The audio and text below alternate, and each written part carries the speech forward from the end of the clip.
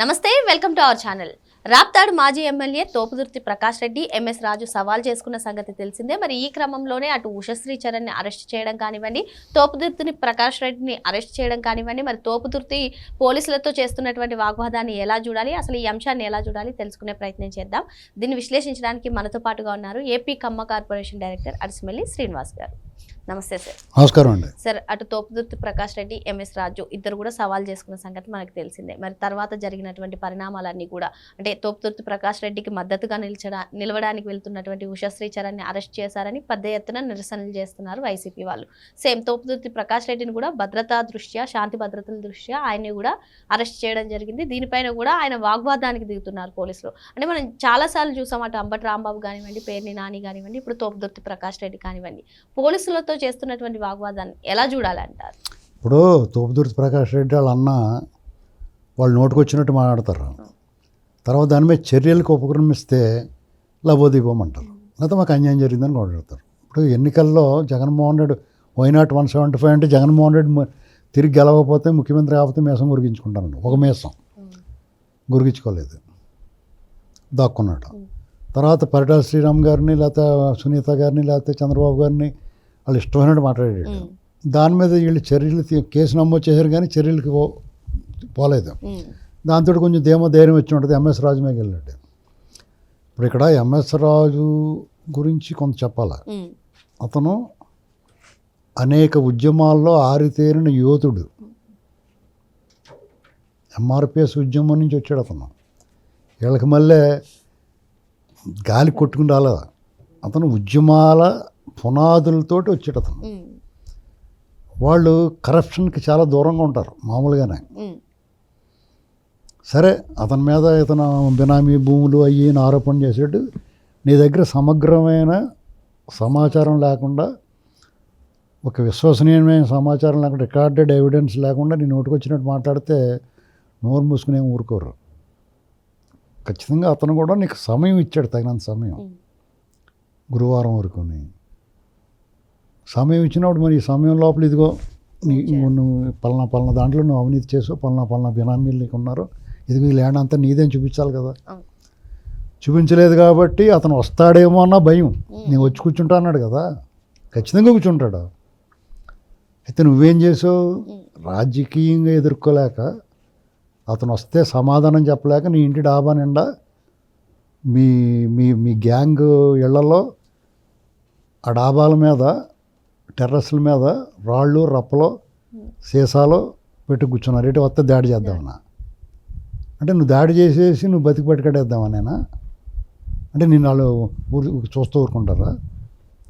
ఇక్కడ ప్రభుత్వం, కూటమి ప్రభుత్వం ఉంది కాబట్టి లా అండ్ ఆర్డర్ కాపాడాలి, కాబట్టి లా అండ్ ఆర్డర్ అదుపులో ఉండాలి, కాబట్టి బాధ్యులు వాళ్ళే అవుతారు, కాబట్టి మీకు సేఫ్. అది చంద్రబాబు నాయుడు గారు ముఖ్యమంత్రిగా ఉన్నాడు కాబట్టి మీరు సేఫ్ జోన్లో ఉన్నారు. లేకపోతే మీ వీపీ విమానం మోత అంటారు కదా, అలా అయిపోయేది. ఓ రకం మీరు చాలా అదృష్టవంతులు. తోపుతుర్దే కాదు, రాచమల్లి అయినా ఇంకొకడైనా ఎవడైనా సరే, వాళ్ళు చంద్రబాబు నాయుడు గారు ముఖ్యమంత్రిగా ఉన్నాడు కాబట్టి మీకు కూడా సేఫ్. ఈ రాష్ట్రానికే కాదు, రాష్ట్రం చంద్రబాబు నాయుడు గారి చేతుల్లో భద్రంగా ఉంది. మీకు కూడా భద్రత ఏర్పడింది బాబు గారు ముఖ్యమంత్రిగా ఉంది కాబట్టి. మీరు ఎలాంటి కారు కూతలకు వచ్చినా, ఎలాంటి ఆరోపణ, అసత్య ఆరోపణ, విష ప్రచారం చేసినా మీకు ఖచ్చితంగా రక్షణ ఆయనే. ప్రజాస్వామ్యంగా వెళ్ళాలంటాడు ఆయన, రూల్ ఆఫ్ లా పాటించాలంటాడు, కాబట్టి మీరు సేఫ్ జోన్లో ఉన్నారు. మరి మీకు మళ్ళీ తయ్యమంటే ఆవిడ తయారైపోవడం ఎందుకు? అనవసరం కదా, నువ్వు చూసుకోవాలి కదా నీదేదో. అయితే మరి టీడీపీ వాళ్ళు అందరూ కలిసి అనంతపురం జిల్లా మొత్తం కదిలి రావాలా? అంటే మీ చేసే ప్రయత్నాలు చూస్తుంటే జిల్లా మొత్తం కదిలి రావాలని చెప్తున్నారు మీరు. రోడ్ల మీద యుద్ధం చేసుకోవాలంటే ల్యాండ్ ఆర్డర్ ప్రాబ్లం సృష్టించి ఇక్కడ అంతా అల్లకోలం కింద ఉందని చెప్పదలుచుకున్నారు. అంటే సార్, ఈ ఒక్క అంశంలోనే కాదు, సోమిరెడ్డి చంద్రమోహన్ రెడ్డి గారి పైన కూడా ఈ ఫోర్జరీ డాక్యుమెంట్లని అలా ప్రతి అంశంలో కూడా ఆరోపణలు చేస్తున్నారు. మీరు అన్నట్టుగా ఈ ఆరోపణలు చేస్తే కార్యకర్తలు పేటరైపోతారు, కార్యకర్తలు రెచ్చిపోతారు. సో లా అండ్ ఆర్డర్ లేదు రాష్ట్రంలో అని చూపించారు. అంతే, సేమ్ దానికోసమే మీకు వీళ్ళు తన్నించుకోవడానికి చూస్తున్నారని చెప్తున్నాను కదా నేను. గ్యారంటీకి ప్రతి ఓడు కూడా తన్నించుకోవడానికి చూస్తున్నారు. సరే మేము తన్నించుకోవడం చూస్తున్నాం, మీరు తన్నట్లేదు కదా అని చెప్పేసి మీరు ఇంకా రెచ్చిపోతే సడన్గా మీరు ఊహించిన విధంగా తంతారు. అది గుర్తుపెట్టుకోవాలి ఎవరైనా. అలాగే వదిలిపెట్టలేదు కదా. ఇప్పుడు స్టేషను బెయిలు ఇదేదో బాగుందని చెప్పేసి పిడికిలు బిగించి చేతులు చూపించాడు. ఇవాళ మన కొడాలి అని అంటున్నాడు ఉప్మా చట్టం అని. ఉప్మా చట్టం కాదు, ఉపా చట్టంలోకి వెళ్ళిపోయాడు కదా లోపలికి. అతని బొమ్మలన్నీ భోగవతాలన్నీ బయటకు వచ్చినాయి కదా. మీకు అలాగే ఎంఎస్ రాజు అతను జగన్మోహన్ రెడ్డి అధికారంలో ఉన్నప్పుడే ఫైట్ చేసిన వ్యక్తి. పైగా అతను అధికారంలో ఉన్నాడు, ఒక గౌరవ శాసనసభ్యుడు, ఓ టీడీటీ బోర్డు మెంబర్. అతని మీద నేను ఒట్టుకొచ్చినట్టు ఆరోపణలు చేస్తే ఎందుకు ఊరుకుంటారు? 2 రకాలుగా కదులు వస్తారు ఇక్కడ. హిందూ సంఘాలు కదులుతాయి, పార్టీ కేడర్ కదులుతుంది, సాధారణ సగటు పౌరులు కూడా కదులుతారు. నన్ను వచ్చి మీద పడతానంటే మీ ఇష్టమైన మాట్లాడతానంటే ఊరుకుంటారా? నాకు కూడా మొన్న ఏదో ఫంక్షన్కి వెళ్తే నువ్వు మాట నిలబెట్టుకోమని చెప్పాను నేను ఎంఎస్ రాజు గారికి, ఎమ్మెల్యే గారికి. నువ్వు విడిచిపెట్టేది దయ్యాలని, ఎందుకంటే ఇలాగా అభ్యాసం అయిపోయింది వాళ్ళకి. ఎవరి నోటికి వచ్చినట్టు వాడు మాట్లాడుతున్నారు. ఎట్టి పరిస్థితుల్లో నీ మాట నిలబెట్టుకో. ఆ మాట నిలబెట్టుకోవడం అంటే ఏంటంటే గురువారం నాడు కనుక వాళ్ళు నిరూపించలేకపోతే నేను వచ్చి కూర్చుంటా అన్నాడు కదా. ఆ పని చేయబోయే బాబు, నీకు పని, నిన్ను వీరుడు సూర్యుడు కార్యాధ్యక్షుడు అని అనుకుంటారు అని చెప్పాను. ఎవరైనా అలాగే చెప్తారు. ఎందుకంటే మేము నోటికి వచ్చినట్టు మాట్లాడతాం, బురద జల్లేస్తాం, మీరు కడుక్కొని మేము పైన చూస్తామంటే మీ ఇంటి మీద రాళ్ళు రప్పలేస్తే పెట్టుకుని కూర్చుంటే రెడీ కూర్చుంటే ఎవరిని కొడతామని నువ్వు? వీడియోలు వచ్చినాయి, విజువల్స్ వచ్చినాయి కదా, చూశారు కదా. కాబట్టి మీరు తాడిని తన్నోడు అనుకుంటే మీ తలని తన్నోళ్ళు ఉంటారు ఇక్కడ. అది గుర్తుపెట్టుకోదు. ఇంకా శ్రీరామ్ లైన్లోకి రాలేదు నీకు, మిమ్మల్ని ఒక రకంగా వదిలిపెట్టాడు అతను. ఇక మీ సంగతే చెప్పు కింద తేలులా తొక్కి పెట్టాల్సిందే. తేలుకి చెప్పు దెబ్బే, కుక్కగాడు చెప్పు దెబ్బ అంటారు కాదు, తేలుకు కూడా చెప్పు దెబ్బ కావాలి. అది గుర్తుపెట్టుకోవాలి. సార్, ఇటీవల పరిటాల సునీత గారి పైన కూడా తోపుదుర్తి ప్రకాష్ రెడ్డి సంచలనమైనటువంటి కామెంట్స్ చేశారు సార్. యాక్సిడెంట్ చేయించాలనుకుంటున్నారు అని. అంటే వీళ్ళందరూ కూడా కామెంట్స్ చేస్తున్నారు.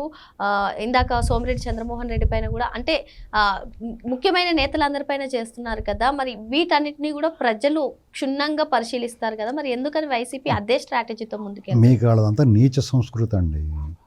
మహిళల లేకపోతే గౌరవప్రదమైన వాళ్ళ, ఇప్పుడు సీనియర్ సిటిజన్ స్థాయిలో ఉన్నారు సునీత గారు ఎమ్మెల్యే, ఆవిడ పట్ల కూడా అనుచితంగా వ్యాఖ్యలు చేశాడు అతను. పరిటాల రవీంద్ర గారు నిజంగానే మీలాంటి వాళ్ళు దుర్మార్గులు దుష్టులకి కళ్ళకు వస్తాడు సింహస్వప్నం అంటారు దాన్ని. ఆ మాట అన్నారు ఆవిడ. అంటే ఆవిడ మీ కళ్ళకు రావాలి కానీ మా కళ్ళకు వస్తాడు. ఆవిడకి ఎలాగ కళ్ళకు వస్తాడు, మీకు కూడా వస్తాడు. మీకు ఎలాగ వస్తాడంటే మీ అన్యాయాలు అక్రమాలు మీరు ప్రజలు చీకొట్టినా సరే మీ అరాచకాలు ఆగకపోతే ఆయన నిజంగా సింహస్వప్నం. మీ పార్టీ సింహం అతను, నరసింహం అంటారు కదా. అది తట్టుకోలేక మీరు ఆయన్ని అన్యాయంగా దుర్మార్గంగా ఆత్మహత్యారు మీరు కుట్రపూరితంగా. ఇవాళకే కూడా అదో మిస్టరీ కింద మిగిలిపోయింది. కేవలం మీ బ్యాచ్ అందరు కలిపి చేసిన పని అని చెప్పేసి అందరికీ తెలుసు. ఏదో రోజు దానికి శిక్ష పడుతుంది మీకు. చట్టం రాజ్యాంగము మిమ్మల్ని శిక్షించినా శిక్షించలేకపోయినా మీకు కూడా విధి అనేటువంటి తోటి ఉంటుంది. దాని ద్వారా మీకు ఖచ్చితంగా శిక్ష పడుతుంది. శ్రీరాముని కెలికిన ఎంఎస్ రాజుని అడుగు యువకులు, ఉత్సాహవంతులు, యువరత్నంతో కొత్త ఉడుకుతూ ఉంటారు. వాళ్ళు కొత్త అమ్మని ఉడుకుతూ ఉంటుంది. వాళ్ళని మీరు టచ్ చేశారనుకో, ఇది మాటల కింద ఉండదు. మళ్ళా ఎలక్షన్కి మీరు అందరూ ఎక్కడ ఉంటారో తెలియదు. అది గుర్తుపెట్టుకోవాలి. మరో అంశంతో మళ్ళీ కలుద్దాం. Thank you sir.